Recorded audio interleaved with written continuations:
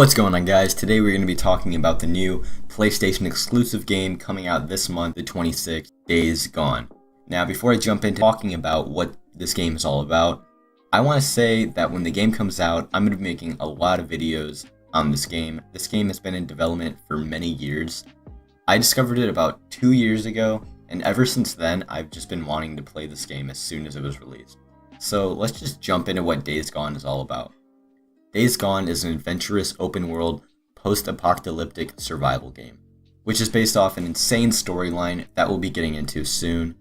In this game, you play as the main character, Deacon St. John, a drifter and bounty hunter.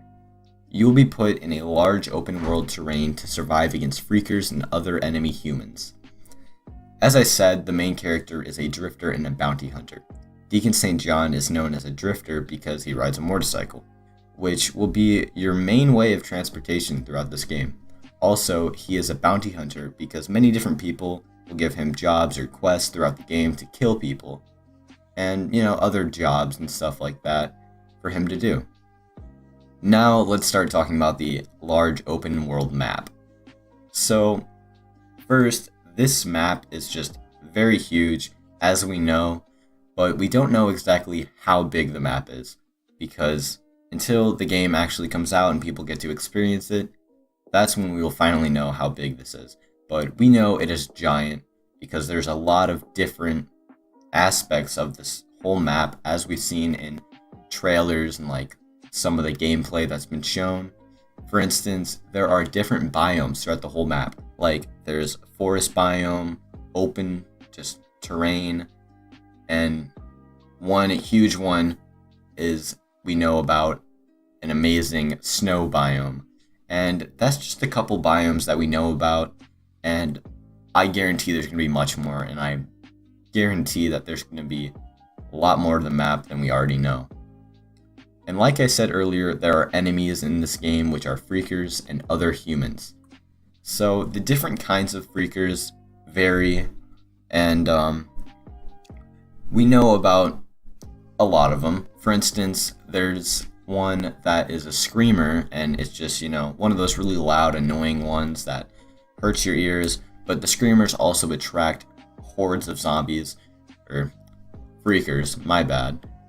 And the freakers, like the standard freakers, they travel primarily in giant hordes that you will have to fight against, but you can also use the hordes to your advantage, say if you're fighting other human enemies, which we're going to get into. There are other human enemies throughout the world that either you have to experience through quests and missions, or just while you're traveling around the map, you will come across them.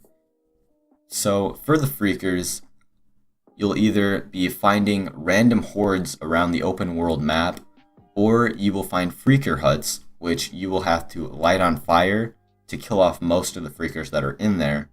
But the surviving ones, it'll definitely be few if you burn it down, but there will still be a lot of freakers coming after you come across these freaker huts. And then also enemy outposts. There will be enemy outposts all around the map that when you come across, if they spot you, they will attack. But you would want to be stealthy around these outposts so you can kill off all of them and make sure there's no more people out to kill you. That way you can search and get the gorgeous loot that you need. And throughout this insane, wild game, you will come across a lot of exciting issues involving the enemies you come across.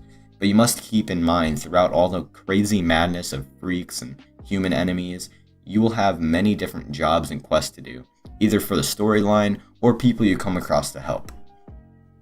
In the game, you will even have flashbacks giving you information about your main character's past.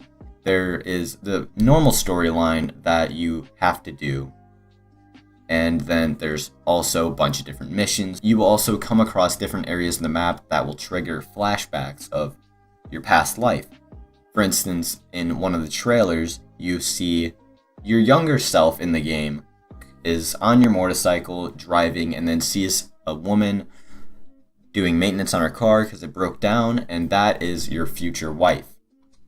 I have not looked into it enough if the wife is still alive. I'm guessing she's dead, since in the first while you don't see your wife, but who knows? I haven't really looked into that much yet, but we will find out. This game has many hours of gameplay, so you'll never be bored. The main storyline alone consists of 30 hours of gameplay, but that's not even everything in this game that it has to offer. Like, there's so much more to this game.